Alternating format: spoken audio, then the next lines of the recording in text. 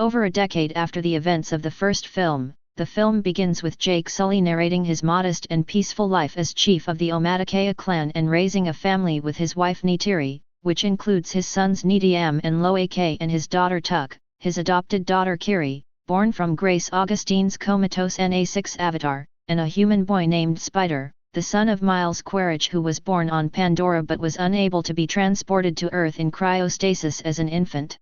While Jake is able to accept Spider as an adopted son, Neytiri is distrustful of him given his human origins. However, all the children mingle and socialize well with each other, including Spider, whom Kiri is affectionate with even though he is a human.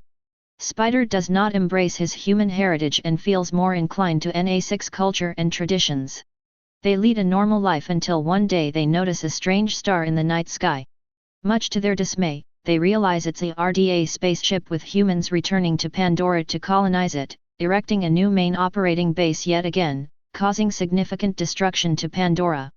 Among the new arrivals in the ship is Colonel Quaritch, who has been cloned into a Na6 body and with his memories uploaded from before his death.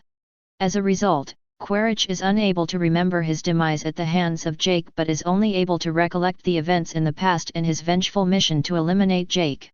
To prevent the RDA from exploiting Pandora again, Jake leads a strategic guerrilla operation against the RDA supply lines, weakening them.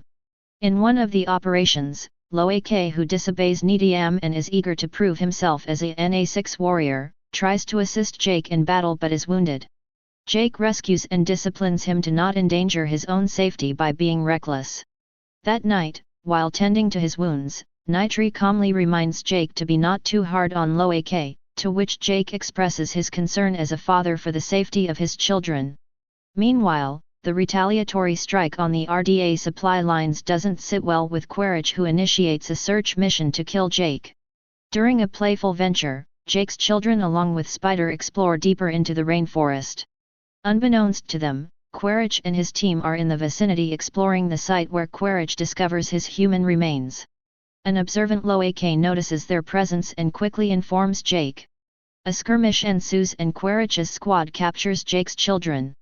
Jake and Neytiri arrive in time and free most of them, but Spider is taken by Quaritch, who recognizes him as his son. Aboard the ship, the RDA tries to coerce information about Jake from Spider, whom refuses. Changing strategy, Quaritch addresses Spider as his son and also to explain more about the Na6 in exchange for his freedom on his side. Although uncooperative and unaware of Quaritch's actual mission, Spider teaches Quaritch about Na6 culture. Quaritch is also successfully able to tame an Ikran flying creature as his vehicle. Knowing the danger Spider's knowledge of his whereabouts poses to their safety and also to avoid another catastrophe, Jake convinces a reluctant Neytiri and his family to banish themselves from the Omaticaya clan and retreat to the eastern seaboard of Metaiana, a coral reef island whose clan and lifestyle is adapted to Pandora's aquatic habitat. Jake passes on his chief mantle to his successor and leaves together with his family to Metaiana. Once arrived, they are greeted by the clan chief Tanauri and his wife Ronal, who is doubtful of them initially. However, Jake explains their situation and they are agreed to stay and given shelter. Even though some tribesmen deride Jake and his children for their genetic human heritage, the family learns the ways of the reef people, earning the respect of them. Kiri is fascinated with the aquatic life of Metaiana and develops a spiritual bond with the sea and its creatures, while Loak befriends Tsyria, the daughter of clan chief Tanauri and his wife Ronal. While adapting to their new environment, Loak gets into a fight with Tsyria's brother Aonang when he makes a crude joke about Kiri and him of their mixed human lineage. Jake admonishes his son for his behavior. At Jake's insistence, Loak returns to apologize to Aonang and his friends. However, they entice him to a trip into the territory of a dangerous sea predator, the Akula, and leave him stranded in revenge. The Akula tries to attack Loak. However, Loak is saved by and befriends Payakan, a Tulkan, an intelligent and pacifistic cetacean species whom the Metaiana consider their spiritual family. Loak is able to communicate with Payakan through signing and removes an old harpoon head from the beast's right fin. Upon his return to Metaiana, Chief Tanauri, who became aware of Aonang's tricking of Loak, asks the former to apologize to Loak. However, Loak takes the blame himself, winning Aonung's friendship. He is also told that Payakan is an outcast among his species.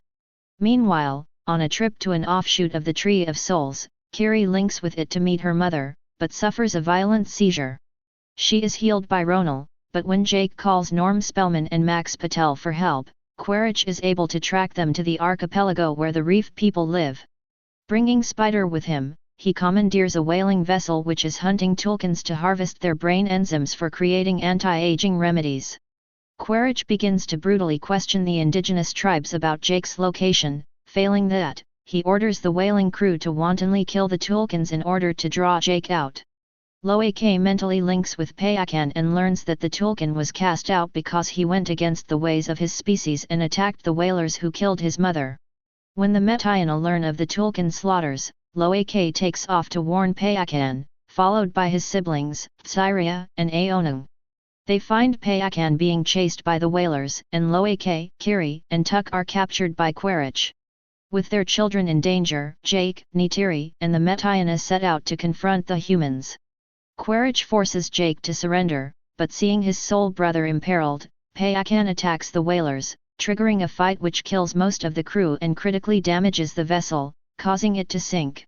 Nidiam rescues Loake and Spider, but is fatally shot. Jake faces Quaritch, who uses Kiri as a hostage. When Neytiri does the same with Spider, Quaritch at first denies his son, but desists when Neytiri cuts Spider on the chest. Jake, Quaritch, Neytiri, and Tuk end up trapped inside the